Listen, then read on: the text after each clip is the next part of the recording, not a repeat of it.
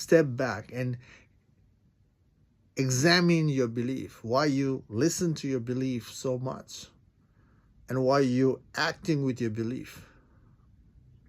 And that way, you'll find the reason for such extreme thinking. You'll find the reason for the root cause of that extreme thinking. And then, once you see the root, then you have to eliminate the root as well. You have to dismantle the root. That root is self, is the ingrained conditioning in you. That root has to go as well. You have to dismantle root. And that's the way to be free from your ego narratives, the ego attachment. So if you are going that extreme, step back and self-examine your own mind, why you think that way.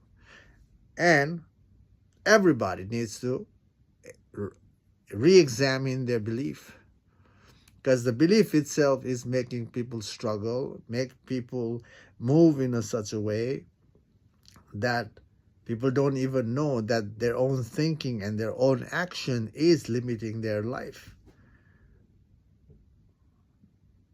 hoping that action and that perception is eventually provide them the freedom. And the sad part is, it is not. Ingrained belief, the limiting belief, and the action will always make you get stuck.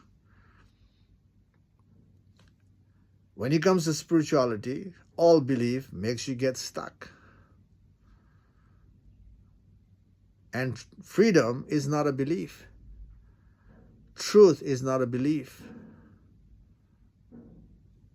Enlightenment is not a belief. Truth exists.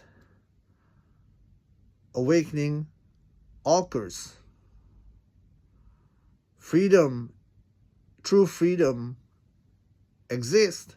But to make that happen, the mind must be dissolved. All belief, all preference must be dissolved.